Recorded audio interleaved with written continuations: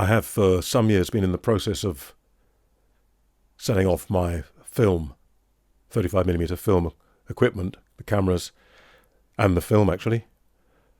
It's been taken a while, so much as I love it, really, for what I'm doing these days, sadly film is not really appropriate. Anyway, so I have a number of film mirror lenses, some of which are very good, and I wanted a full frame body that was the same size sensor as 35mm film to make the most of these lenses. So there's been a lot going on and on and on. Pentax took forever. They were going to produce one, then they weren't, but they did in 2016. So this is a full frame body, and it accepts these manual focus lenses. Can't use autofocus on these, they're manual. But luckily this has got the A aperture setting, so the camera can read what the aperture is and shut that down. So it's I can use some of the functions. Basically, I can pretty much use it as I used the film cameras. They were manual focus anyway, and one of them did have an auto iris thing, which this has got. This has got loads more, but I don't need to use it. The critical issue, being manual focus, and particularly with some of these fast lenses, is that the depth of focus is very, very thin if you have them wide open. So you need to be able to see the screen clearly. My eyes aren't what they were. I was pleased to see that this has a dioptre adjustment here. And when I got it, it could compensate for my eyesight, which is just basically I need reading glasses. Luckily I haven't got astigmatism or any of those things. So it's really just a question of the diopter. And this just does it. Just. So it's right at one end of the travel. And you look at the legends on the screen as you're adjusting it, and they get sharper and sharper. And it got sharper and sharper right to the limit. But of course I'm wondering if I could go a couple of clicks past, then I could be really sure. Because at the moment it's blurred, gets sharper, and seems to get sharp there, and then it stops. I'd be happier if it was somewhere in the centre. And as my eyes are unlikely to get better and more likely to deteriorate, I'm already at the limit. That's okay for now, fine. Though I'd like to be able to check by going a little bit past. And then I thought, what can I do? And I'd heard that there are some Pentax ones with dioptre lenses in there, but they're almost impossible to find.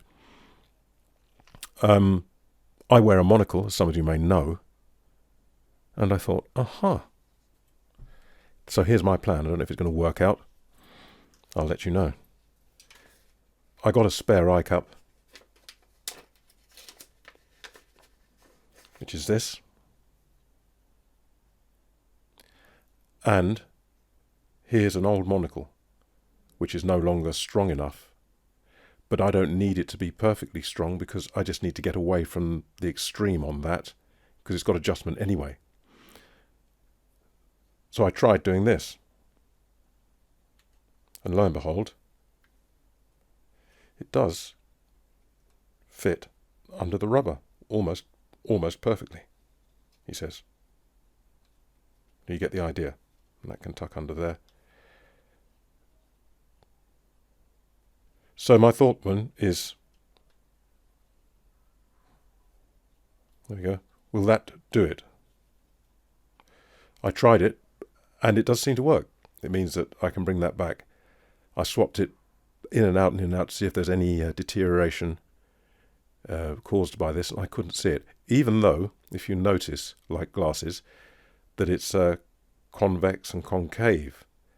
And that's the wrong way round, because if I was wearing it as a monocle or a pair of glasses, you'd have it that way round with your eye here. But of course, I'm going to be looking through it this way round.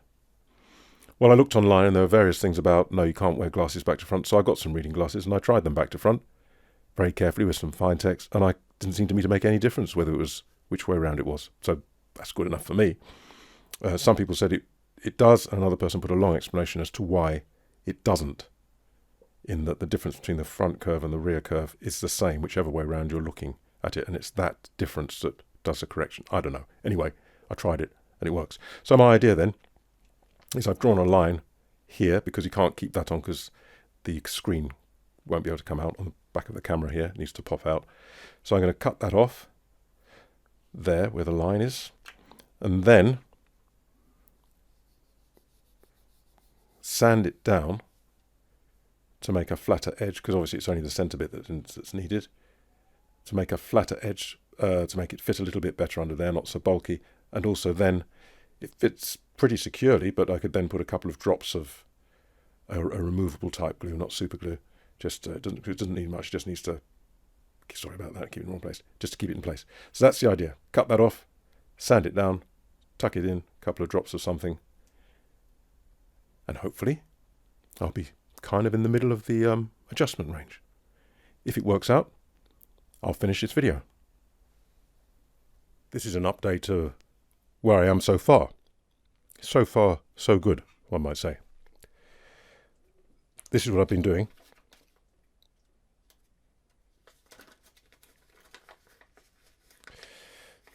I cut down the monocle like that, and then flatten the edge slightly, and then it tucks under there the wrong way round, but that makes no difference whichever way you look through it, I've discovered.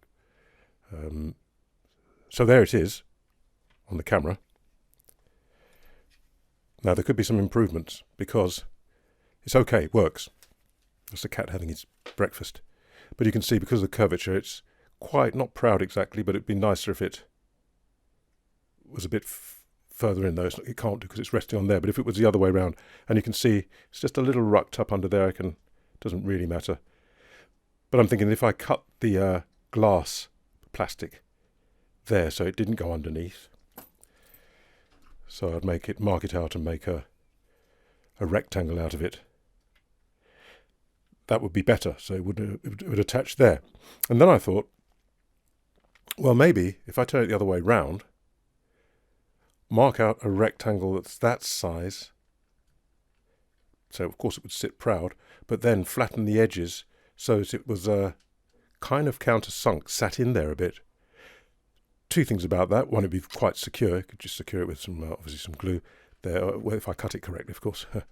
And the other thing is that the convex bit would be here. Not sufficient, I imagine, no, it wouldn't be sufficient to foul the sliding operation, but it means it would keep it away from my eye slightly, because the eye leaves grease marks on there, my eyelashes, and it would leave this free to do its job, which it does do here, but is a little hampered by having the glass underneath there. So it'd be nice to be rid of that. So I've decided to do that. I'll tell you why. Because as you can see now, possibly, the diopter setting is in the middle. And now, here's the important thing. I did a test setting the diopter with this, and then removing this and putting it back to the full setting. And yes, indeed, the full setting, as far as it will go, is one click too little. When I compared it visually with the fine writing on the down the bottom there, with this in place, and then at the clearest setting is clearer with this in place than the nearest I could get without this in place. So in other words, I wouldn't say this is essential, but it gives me that one extra little click which just nails the sharpness, and also means as my eyes deteriorate, as is likely to happen, I've got room to play. So I'm thinking it's a very worthwhile investment. So I shall get on with that and then do the final part of the video if I manage to succeed.